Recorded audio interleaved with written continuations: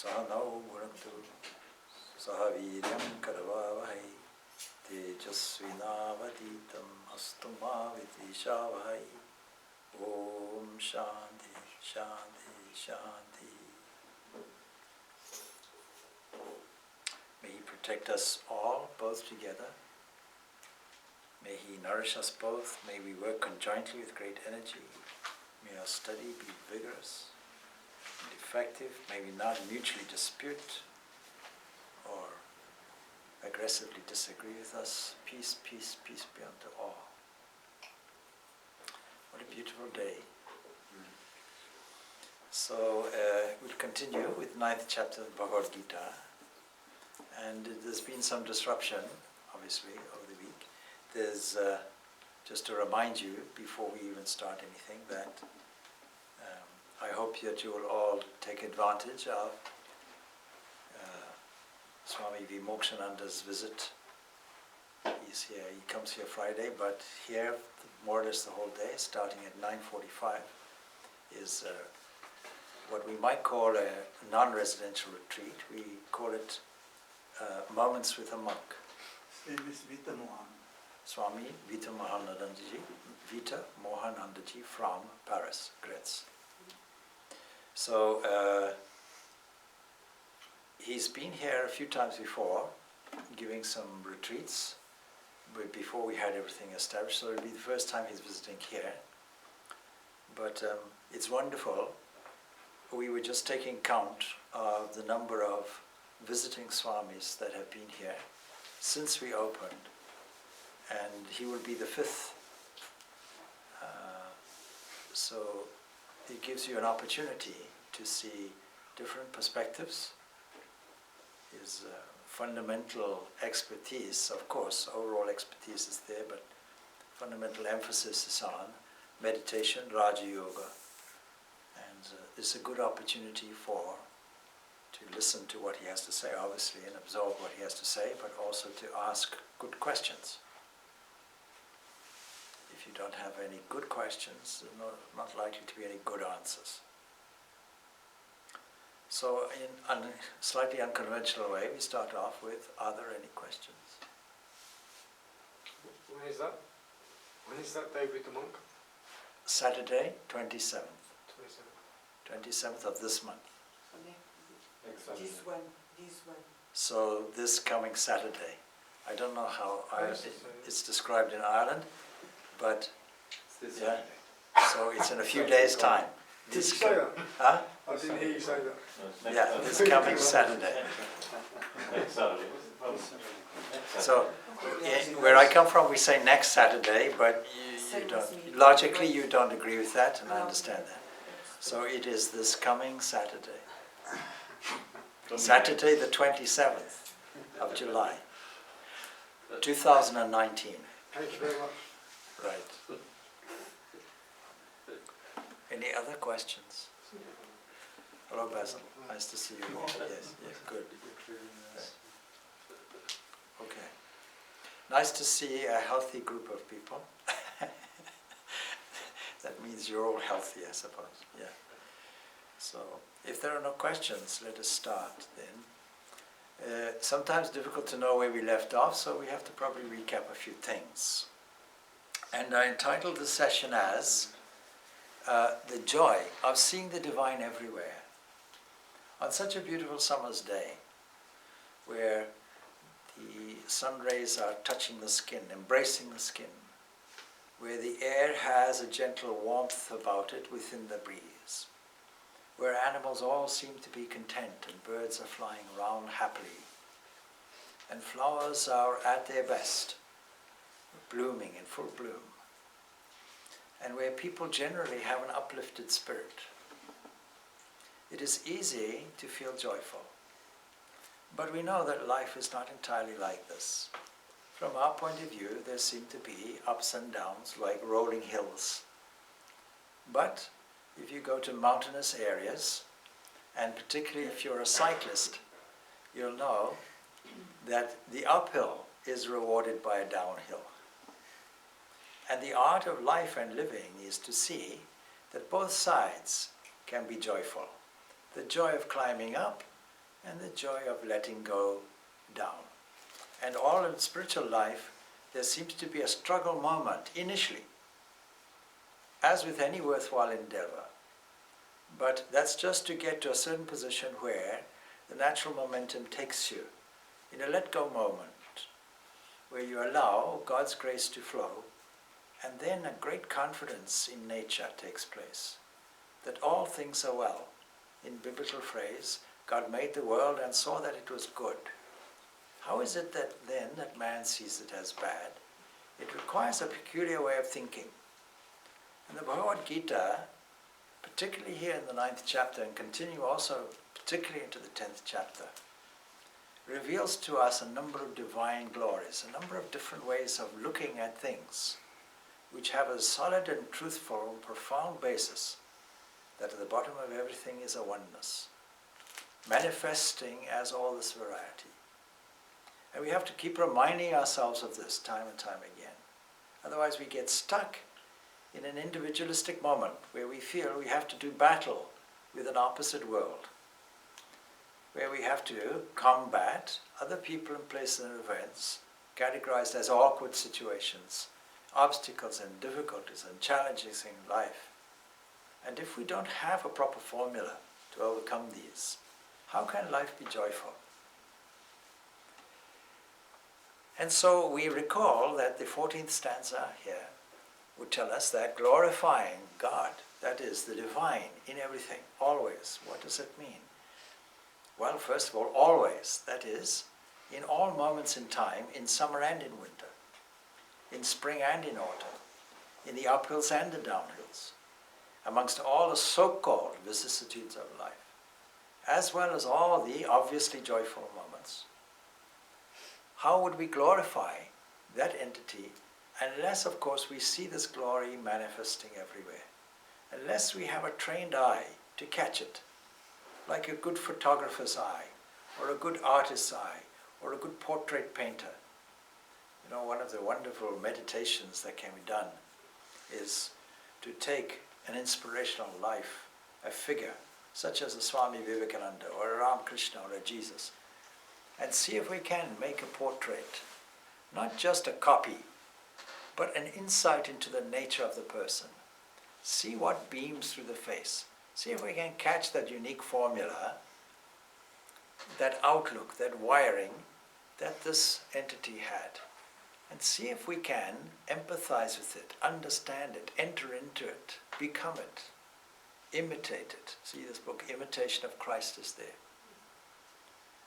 So, when we have these living inspirations, these inspirational lives, we have the opportunity, of course, particularly in highlighting the life of Sister Nivedita, highlighting her master's life, Sri Ramakrishna, highlighting his master, highlighting Vivekananda and his master Ramakrishna, highlighting the wonderful life of Holy Mother, highlighting the life of Buddha, Jesus. They're all presented here.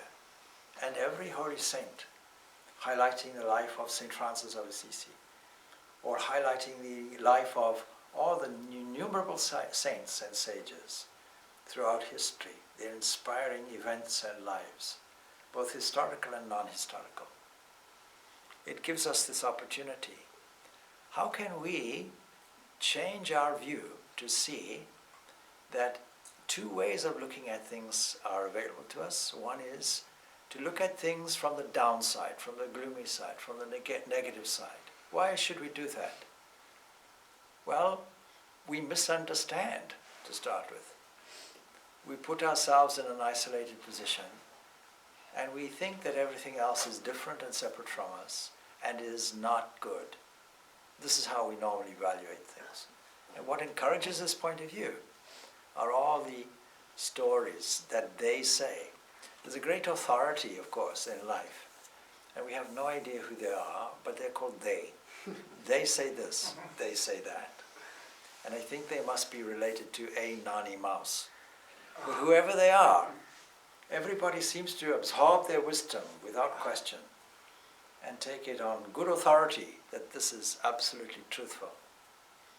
But we need a little bit more discernment, discrimination, and that means a more careful examination of what life is. If we see something that is beautiful, be it a mountain scene, be it a flowing river, be it animal life, be it an artistic presentation seemingly delivered to us in a poetic moment in nature. If we can see the beauty in that, the beauty in an inspiring life, the beauty in an ordinary life that inspires us, the beauty of a wondrous gift that was presented to us for just a moment, and we are capturing that moment, can we not see even deeper the beauty that sits behind that? If we see something shining, can we not see that which makes that entity shine? And so if we have this outlook, it is possible to glorify this entity that sits there behind everything and manifests in and through and as everything. If we're able to catch that, will we not be continuously joyful? Will there not be an internal, constant, uplifting rapture that enters into us and rises up and openly expresses itself in a joyful sense of humor or in a bubbling over of human compassion and love everywhere, a generosity of spirit that embraces everybody and all things? And all our misery, will it not boil down to self-centeredness, a lack of generosity, a kind of internal misery condition? And so there are those who content really with seeing this as a separate appreciator, putting themselves in a position of some devotee with a varying attitude. The attitude can be that of servant toward a master, child toward a parent, a friend toward a companion, all of these things. But the sweetness of that separation can be there. But we discussed that there is another approach, of course, and this is mentioned. And we may just repeat this stanza, the 15th stanza, just to reiterate some of this. So it goes on to say, with the wisdom sacrifice, jnana yajnena cha pyanye yajantu mam upasati ikatvena pradatvena bahudha vishvato mukam. Yet others, that is those who do not deliberately separate themselves, that stand on the edge and sip the sweetness of devotion. There are others, both are high positions, both are others who sacrifice with this sacrifice or yajna of knowledge and worship me in various ways as the one, manifesting obviously variously as the distinct and as the all-faced, in other words manifesting everywhere. That's an alternative. The benefit of having this view, of course, is we become equal-minded. We have an equanimical attitude to all things, including religions. We see that everybody has the same intent, the same goal, and later on we'll see that this one entity described as the goal. So all-faced, that is everywhere.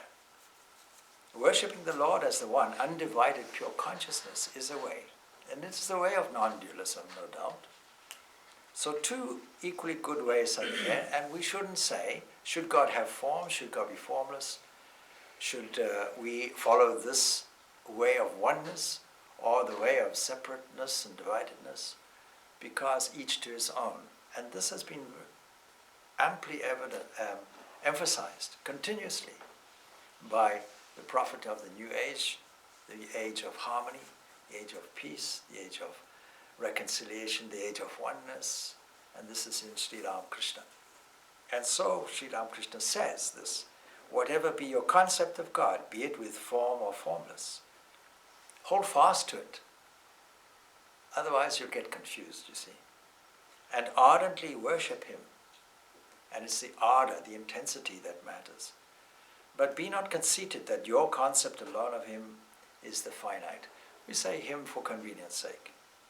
In the course of your spiritual practice, that is your natural internal evolution, you will come to know by his grace that his attributes and forms are inexhaustible. By His grace means this, that when we make an effort with sincerity, with truthfulness, with an open heart, with nothing hidden, when we do that, when we make a move, when every thought becomes an attempt to orientate and align yourself with this inner entity, with great non-demanding love, when that effort takes place, it's like opening a small crack where the sunlight flows in. And the wider you open it, the more the flood of light comes in and bathes the room. Imagine in Africa we have, on most of the houses anyway, tin roofs. We don't have slates and so on. And so you can imagine some rust gets hold of it and you find a small hole in your roof.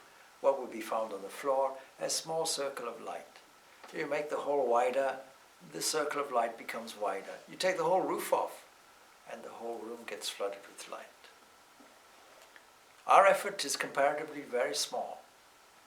We do what we can, but the reward and the movement toward us, the great flood that flows toward us and overwhelms us, is so much more. We have to have confidence in this. And of course there are in our lives incidents that support this.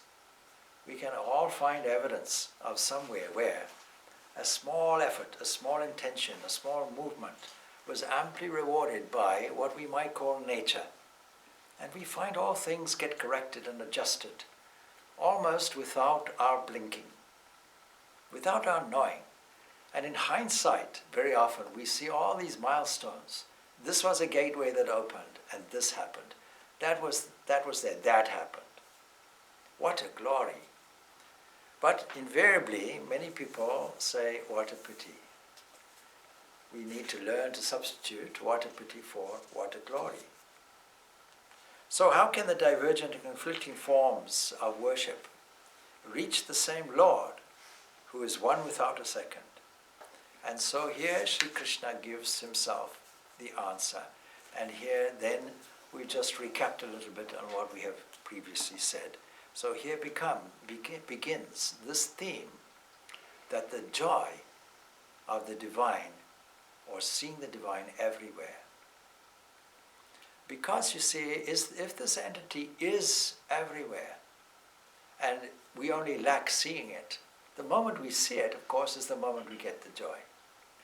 And we're not doing it to get joy, although nobody sat down and said, you know, Swami, my goal is to be unhappy. I never met anybody like this. So our goal is intrinsically to be happy, to be joyful, to be ecstatic as much as we can.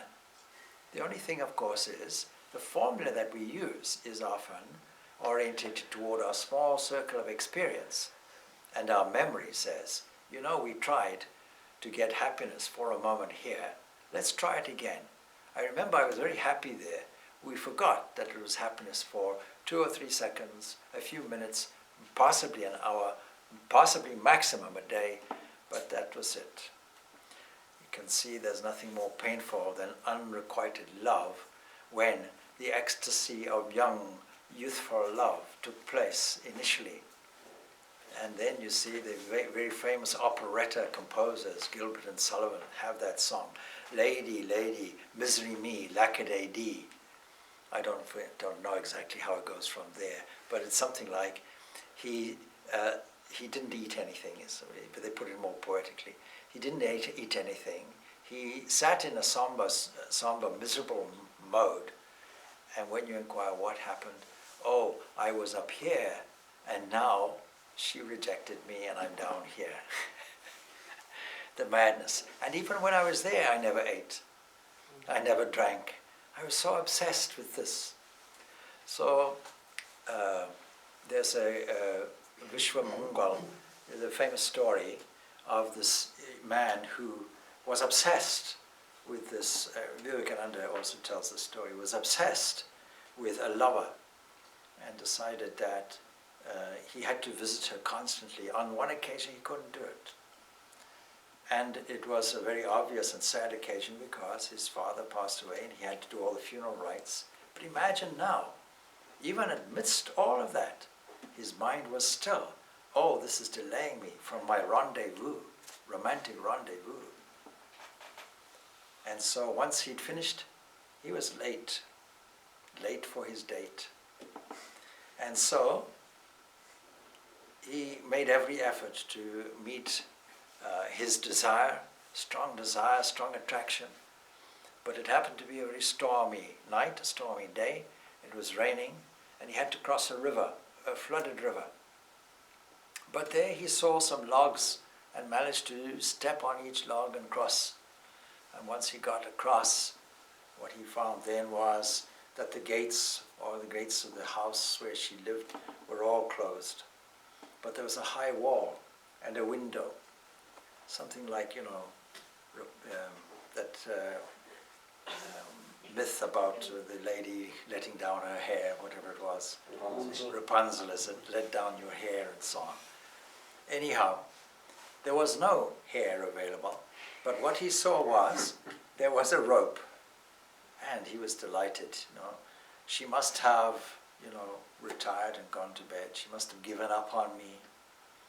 And so he climbs up the rope, taps on the window, and the window opens. The very confused woman opens the window and says, "What on earth do you think you're doing at this time of night? I've been in bed for hours, you've disturbed my sleep." It seems she wasn't anticipating his visit at all, with the same kind of ardor that he was. And then she said, "How did you manage to climb up here?" He said, "Well, I see that you were waiting for me in great anticipation, and you left this rope for me to climb up." I said, "I didn't leave any rope, not even hair, nothing I left." And they examined what it was. And they saw it was a snake. A snake was chasing some kind of rat or mouse and got its head inside a crevice, and his head got caught there and couldn't get out. Oh, I didn't notice it. See, love is truly blind. But what do you mean by love? Love, of course, is mere attraction. And then how did you cross this flooded river? And then they discovered that the logs were really corpses that were left over from cremation, nicely floating down the river in the flood. And he didn't, because of course he was obviously smelling. And she's picked up the smell, how did you get the smell? I don't know, but I tread on these logs were here, maybe mud or something. No, he carefully treaded on all these corpses nicely floating down, and he was oblivious to the whole thing. And then she gave him a good lesson. She said, because you see, he wasn't her only lover, and he was blind to that as well. And she said, you see, it strikes me that all this madness after me, all this sensuous attraction for me, for this body, all this energy, if it were diverted toward a real purpose in life where no blindness was there, where you could really see the truth, what a wonderful joy that would be for you. Now I'm paraphrasing, of course, the whole story, but isn't it true that we get temporarily waylaid because all of these attractions are there, directed by a misunderstanding, our wrong interpretation of the world around us, which is like a local bubble, and we can't really extend or see beyond it. So supposing we were able to see in all activities, even those that we had previously used, to get some kind of benefit or merit, such as religious practice, ritual, such as sacrifice. And so he says now, aham kritu aham yajna swathaham aham oshatam mantraham aham eva jam aham agniye aham hutam. You see, the English word God comes from the Germanic hutam, G-U-T, hutam. And that, they say, comes from the Sanskrit hutam, this oblation, this offering, one worthy of making an offering to. And if you're offering something with meaning, just for the sake of doing it, not for the sake of getting any reward, out of sheer love, just like offering somebody a flowers. There's no self-interest involved, no understanding, let me be thanked. Leaving an anonymous bunch of flowers somewhere, not with an anonymous note that says it's from me, and I'll give you a clue, and here's a picture and a photograph, and my business card. Nothing like that. So I am kratu, a kind of sacrifice, one element of a sacrifice. I am yajna, all intrinsic to sacrifice. I am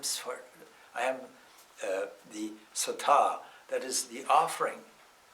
And it reminds us of this prayer that we repeat from fourth chapter, fourth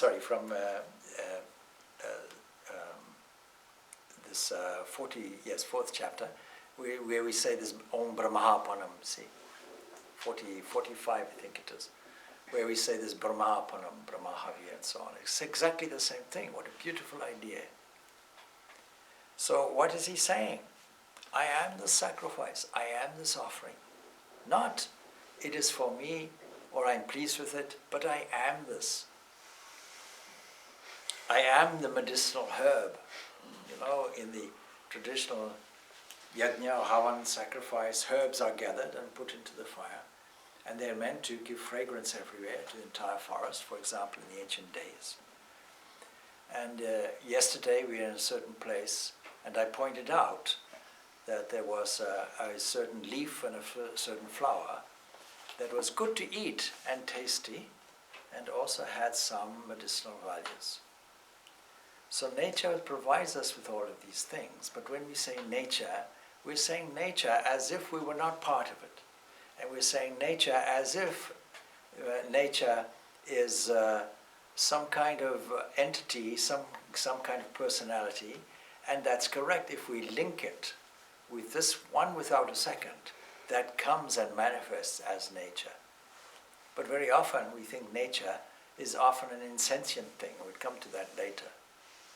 And this is our difficulty in a secular world, that we have decided, as it were, probably from Descartes onwards philosophically, that we go into this dualistic mode where we say that nature is just insentient, a stupid thing, like iron, that we can do whatever we like with. The air we can do what we like with, the rivers we can do what we like with, and this creates an insensitivity that has now created a great ecological problem for us.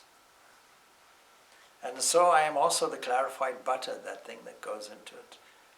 And I am the fire, and I am the oblation. All of these things. We can make an example of this oneness by considering all the energy which we think we are using. And I've said so many times, you see on a bright day like this, it's easy to catch it, that it is all solar energy. There's nothing of our own. All the clothes that we wear are because of the sun. All the warmth that we feel, and we'll come on to this later, that I'm the heat, which means I'm the sun, but all the warmth that we feel is because of the sun. All the intrinsic plants that grow, that we consume, is all because of this photosynthesis in response to the sun. There's nothing of our own. We are running around on distilled sunshine, captivated sunshine, bottled energy. And if everything gets resolved to this one, bottled God if you want. So we find this example that from the one, all this food is being produced, all this energy is produced, all the capacity to think. There's an example there in Chandogya Upanishad where a student is deprived of food. How do you think now? Well, I can't concentrate. I see. Because we require food for thinking. We require food for all aspects of energy, as well as water. And this is supplied, manifested to us as all the pure water that flows. We can easily see it in a place like the west coast of Ireland, where we visited recently, We can see it in nature, we can see it in the air, in the mists, in the mountains, in the flowing rivers. We can see it in the wildlife, we can see it in dolphins, we can see it in the rippling waters. We can see it in the vast ocean, we can see it in the endless sky. We can see it in the moods of nature. We can see it where all plants respond to the sun and to the air and to the wind and the soil. All of this suggests to us surely that there's some internal evolving or potentially involving nature, which is involving and evolving. So apart from God, there's no object, no thought, no act. We have to come to that final conclusion. Holding everything as He is, the way to reach Him. We have to come to that final conclusion that only He exists. But do we often look at it that way? The more often we try to look at it this way, the better. We start by looking at the immanence of that entity. So many times a simple formula, a one-trick pony, what will you do? What's the answer to my problem? See God in the person, see God in the event, see God in the place, see God in the situation. And of course for intellectual people, feel God in the other, feel God in this. We just completed, of course, the last part of the Enneagram, where this came very much to the fore.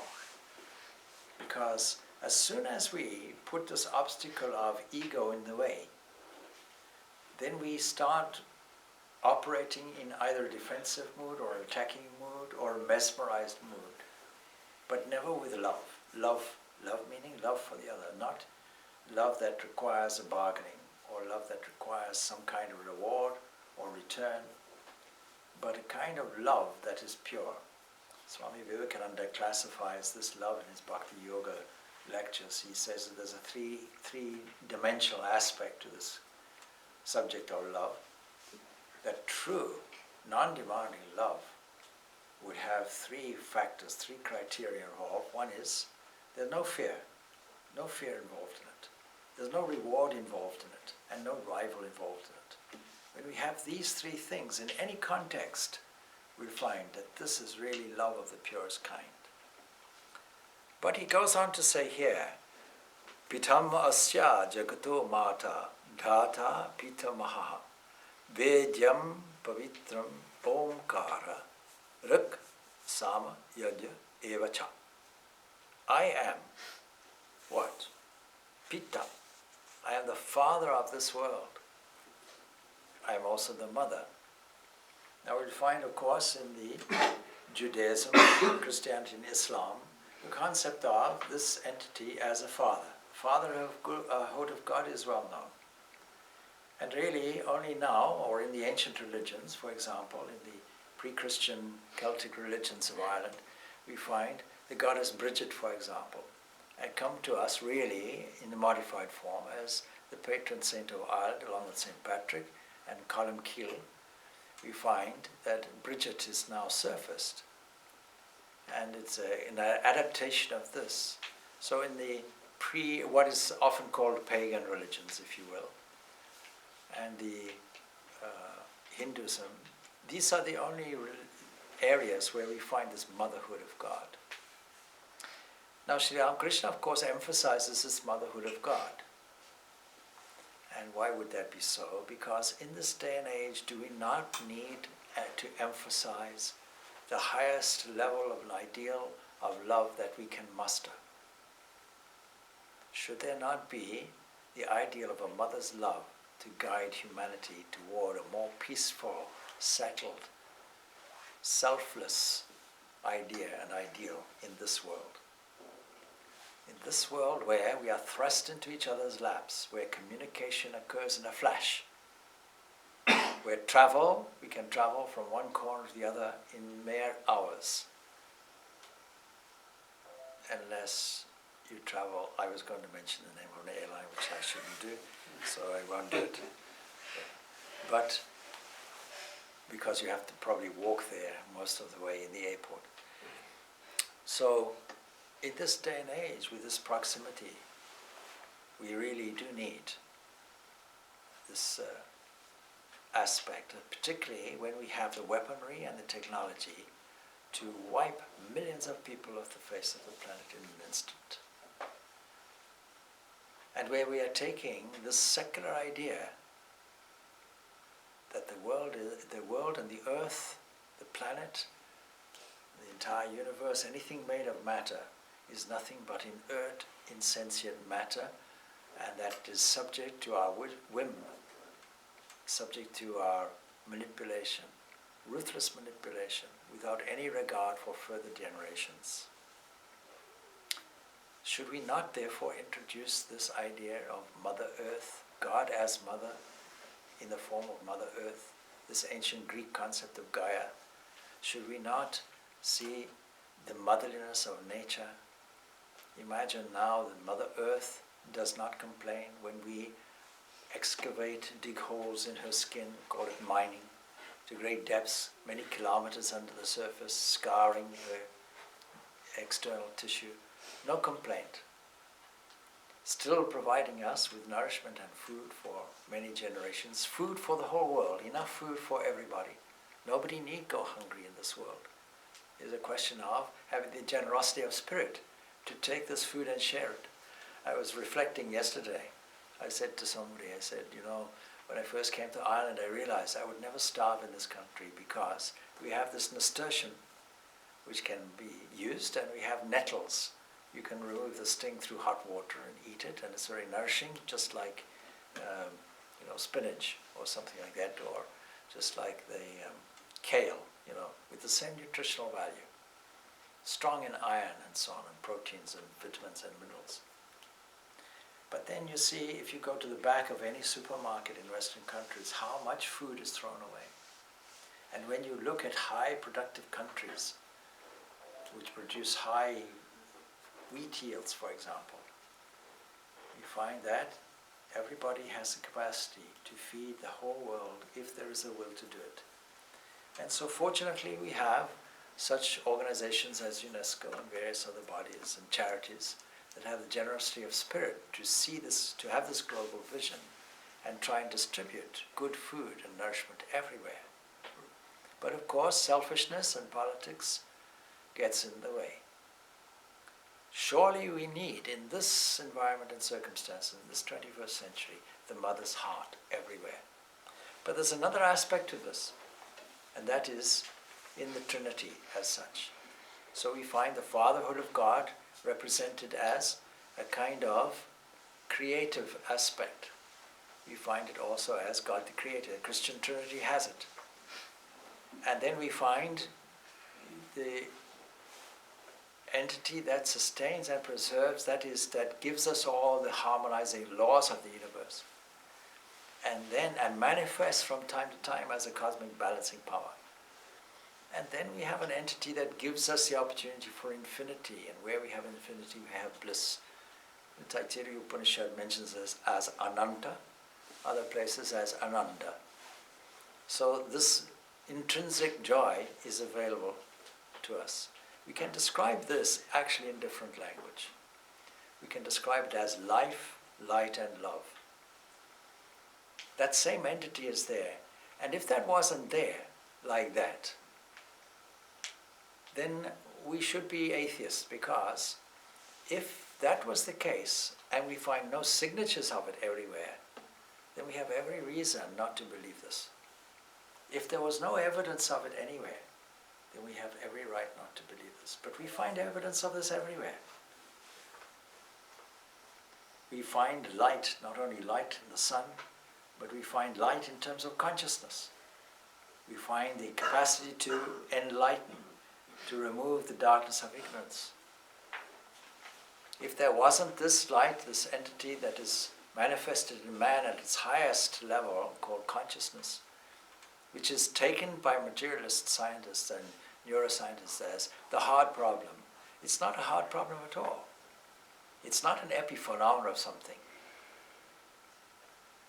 If you have consciousness arriving in man and arising in man, it must have been there in the beginning. By the mere law of conservation, it has to be there. And arises in man and expresses itself. If there wasn't for this light, we wouldn't have that. If it wasn't for life, this creative principle, we wouldn't have the desire and capacity to survive. We're not the only ones who wish to survive and defy death and make our goal immortality. Every amoeba does it, every bacteria does it. We might say every atom does it. I was addressing a group of students, at a university many years ago, and I actually echoed Swami Vivekananda's understanding. Every atom is moving toward its own freedom, or aspiring towards its own freedom, is the purport of what he was saying.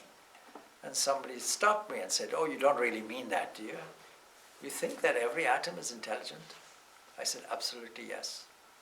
"Why do you say it's not? Except for a conditioning that says matter is just a stupid, inert thing."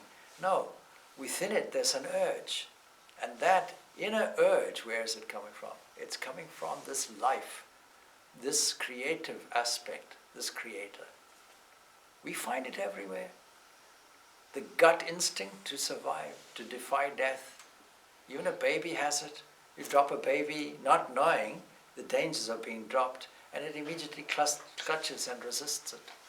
Why should there be such a thing in us?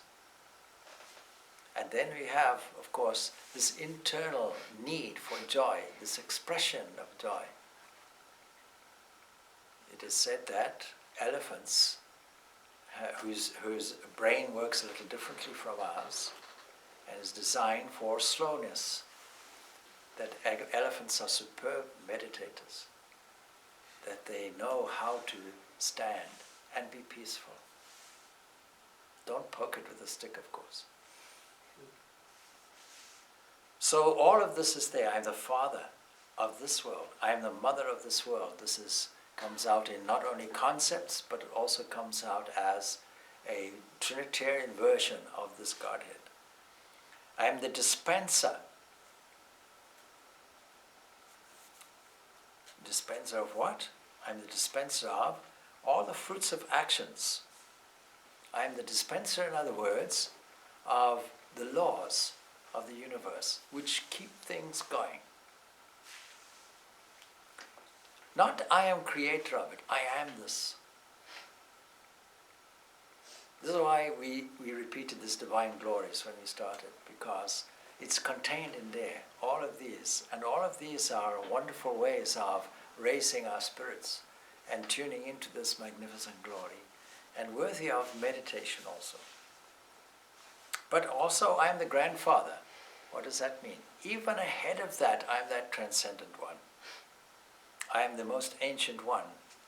That is, I'm the entity that is beyond even this fatherhood, even this motherhood. You can't get anything more ancient than that. And I am the noble. You see, Kant, the great philosopher, German philosopher, he made a great error. He said, you see, there's phenomena, there's noumenon. The noumenon you can never know. But we say, no, the noumenon can be known. But you have to undergo a mystic process. You have to have an internal insight that reveals it. So I am the one that can be known and should be known, and every effort should be there to know it. And knowing that Ishvara, everything comes to be known in its perspective, because once we know that general thing, we know everything. This search for this oneness is there in every human endeavor. Modern science wants to know what is that one thing from which everything comes.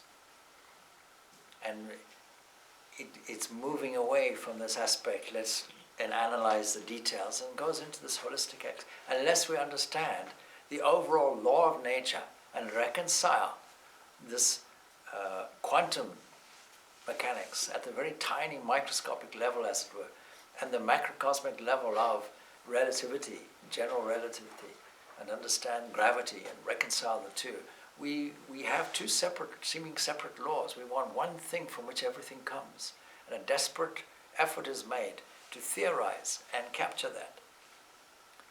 Kasmin no bhagavo vijñate. What is that by knowing which we can know everything is the key question contained in the Upanishads. So, when we know that, we know everything. We become all-knowing. And the purifier, by endeavoring in this way to find this source, this oneness, it purifies us, it makes us simple and sincere. And it is through the simplicity and sincerity that paves the way for clarity and purity. Purifying the mind is the whole of spiritual endeavor. And the mind is polluted principally with ideas of self-centeredness, egocentric ideas resulting in desires. When we move away from this forgetfulness of our own divine nature, then this is purifying. And how do we purify it? Understanding that the entity within us is in fact the purifier. And that by aligning the mind with that, the mind itself becomes purified. And in the syllable Om, man gets purified as he contacts God. God is therefore the most efficacious purifier. But this Om is the most pure source, is the blissful base of all, because it indicates the origin of everything, this oneness from which everything comes. And when we reflect on its meaning, the Mandukya Upanishad, for example, is entirely dedicated to the subject of what this meaning of Om is. And also the three Vedas. In the ancient days, there were only three Vedas: the Rik, the Saman, and the Yajus. And a later edition would be Atharva Veda, but obviously when this was revealed, then there were only three Vedas. So, I am the scripture. What does scripture mean? Does it mean that, and of course these varieties are very telling, because the Rig Veda is the most ancient, seem to be the most ancient, that contains all these mantras. And then the sung variety is there in the Saman Veda. And then the ritualistic portion is there. And the Vedas were seen in the educational systems of old to be the entire source of all knowledge. And is it still that? Well, some people debate over it. But I would hazard an opinion to say it's still the source of all our knowledge. Because what we find in modern science is nothing more than that which is seen and revealed through scientific endeavor. And therefore it should match. And there's an interesting number of growing theorists who interpret all these ancient mantras contained in what we call even the ritualistic portion of the Vedas, or the karma kanda portion of these Vedas, which are supposed to do with ritual. We find all the symbolism there that we find in modern physics. Otherwise, if you read it without that context, it doesn't make any sense. It has no meaning. Regardless of whether it's true or not, the fact is that the Vedas and the mantras contained in it are thought movements that create a result for us, and accompanied by ritualistic action, deliver what the thought carries through. Let me explain that a little bit more. See, all thought has a creative impulse in it. It is creative action. A thought movement is a creative action. It starts a chain of events off, which maneuvers and manipulates the components of what we call the universe, the material universe, in subtle ways, and delivers it in a gross way which becomes our local scene. So we have to be careful what we think. We have to monitor each thought and make sure we get a good delivery. Don't complain that you got a bad delivery. You yourself ordered it by DHL. So, uttering Om once even, with great meaning, as with these three syllables there, and the sound originates as sustains as terminates as by the Creator uttering Om once, the universe is projected. That we have to bear in mind. That is the original source of this material universe. This is a wonderful meditation. If we sit down and meditate on this one fact, repeating mentally this sound symbol, what a radical change will occur, what a radical different set of vibrations will be set up physically, psychologically, and beyond all borders, because We think we have a mind, but it's all one cosmic mind. Every thought will carry through to its destination unless suitably altered or changed or neutralized by a counter thought. Sri Ramakrishna says this, Bhagavan, Bhagavatam and the Bhaktas, these three are identical. That is the Lord, the scripture and the devotee. They are all identical. Sometimes you hear, the scripture says, let's say the Bible says, the Quran says, the Vedas say. Well, I have to assure you, I once took a Bible and brought it to my ear and I never heard a word. So it's spoken as if this is a living entity in a material sense. That is an intellectual sense where we can agree or disagree, where we can have many, many debates, where we can engage in intellectual gymnastics which have absolutely no use. You see the opening prayer, let us not cavil with each other. See? So it has no value, no use, until we understand that the deeper aspect of all these things is the same. That what's inside and expressed in and as the devotee, what is the means to the truth, which we call scripture, and what is the goal of it, are actually the same entity expressed in these three different ways. Gatir Bharta Prabhu Shakshi Divashaha Sharanam Suhut Prabhava Pralaya Stanam Dina Nidanam Bijam Avyayam. I am the goal, Gatir. I am the supporter, Bharta. I am the Lord, Prabhu. I am the Sakshi, witness. I am the abode, the shelter, the friend, the origin, the dissolution, the foundation, the treasure house, the seed imperishable. All of this is worthy of investigating fully. If it's true that this entity is the goal, then why are we frittering away all our energies on other goals, other subsidiary goals? Naturally, we have valid goals, short-term goals, domestic goals, financial goals, career goals. All of these are important in their own way. But at the back of it should surely be the central movement, the central idea. What is the supreme purpose of our life? Again, we can resort to Swami Vivekananda's famous dictum, each soul is potentially divine. The goal is to manifest this from within. But you see, the goal is not separate from us. I am the goal. I am the goal. When you reach me, you reached everything. But not only am I the goal, I am the supporter. You can think of it, it comes to my mind, as a kind of soccer game. If Jeff was here, we'd put it in those terms, because he's quite a keen soccer player, you see. Or masochist, whichever way you like to call it, at his age, I don't know. So we think of a goal, and we think of supporters, and we think of players.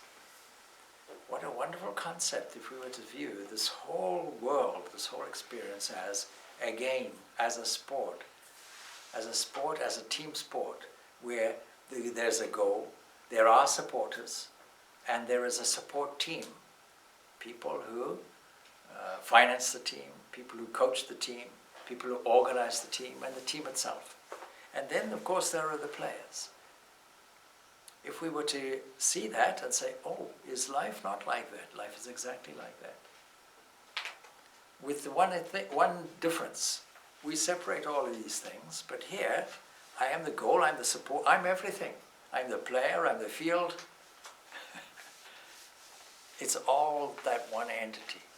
We have to get used to that idea. So I am the goal. I am the supporter.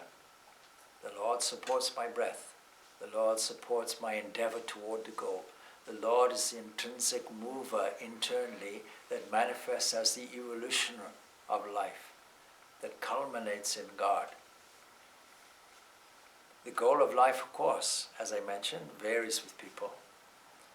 But all the divergent goals of all the people can be sorted and brought unmistakably under three classes actually. Striving for a long, efficient life can be a goal. Seeking after a wider knowledge, and then more happiness. But these three groups are nothing but the modifications of, if you look at it, this is the evidence of Sat Chit Ananda. When we have a goal for an efficient life or long efficient life, is this not evidence of Sat, this intrinsic existence that we want to perpetuate this existence?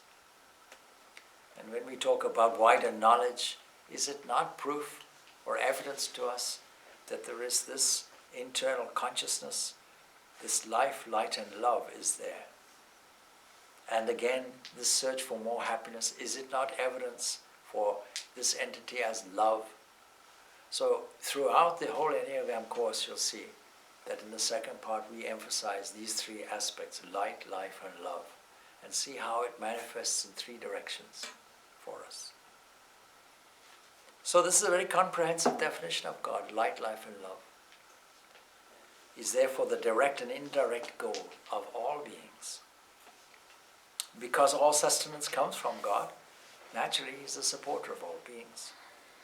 Just as the sea is the owner of the waves, cosmic life is the owner of the individual lives. And He is therefore the Lord. The universe and the beings appear from and disappear into this Lord, which here is called Ishvara, Lord. He is therefore the witness.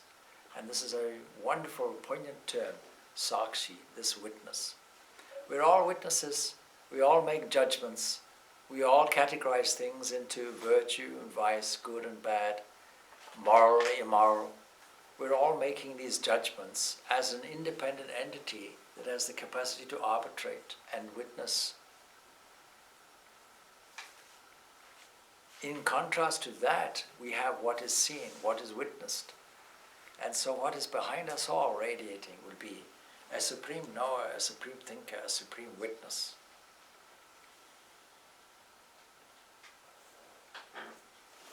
Philosophy makes a lot of this one word, Sakshi, this witness. When we stand in this witnessing place, we find all the disturbances calm down. And so it goes on, I am the abode. What is the abode? It's the shelter. Where is this abode? Is it a spatial thing? There's this wonderful meditative concept that is constantly put out in the Upanishads. In the cave of the heart is the expression. Some abode is there. Where is it? It's in you. I read somewhere a few days ago Rumi's famous saying, and I can't remember it verbatim, but the purport is, I looked for God in the mosque, I looked for God in the church and in the temple, and found Him not. Then I looked in the heart, and there He was. This is where you have to look. There are some people who go on pilgrimages all over the place with the idea, this is a common phrase amongst young people, why do you want to go to Australia and New Zealand and India and so on? To find myself. I see. Who bought the ticket? Who's the traveler? Was it not you?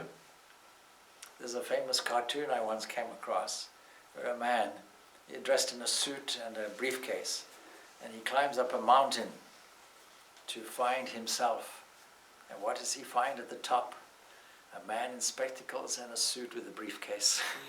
That's all he finds. So finding yourself is a bit like a cat chasing a tail, you see. Continuously chasing the tail, or a dog chasing the tail, particularly, the young animals. They find this interesting instrument they never knew was there. All of a sudden they discover it and are fascinated with it. And they ambush it and run around in circles, trying to catch it. No, it's there, it's part of you. There's nowhere to look but inside. He's the abode. Not only the abode, but the shelter. Because when we sit where He sits, then it becomes a shelter for us also. How many of the hymns tell us how to take refuge? See the common phrase, take refuge, particularly at the feet of the Lord. This taking refuge. If you were in the rain, Previously, before we had railings here, people took refuge under the shelter here, under the shutters. So, do we feel that life is so much against us that we have to take refuge? Some people take refuge in food. Some people take refuge in drink. Some people take refuge in other sensual activities. Some people take refuge in praise. Some people take refuge in activities.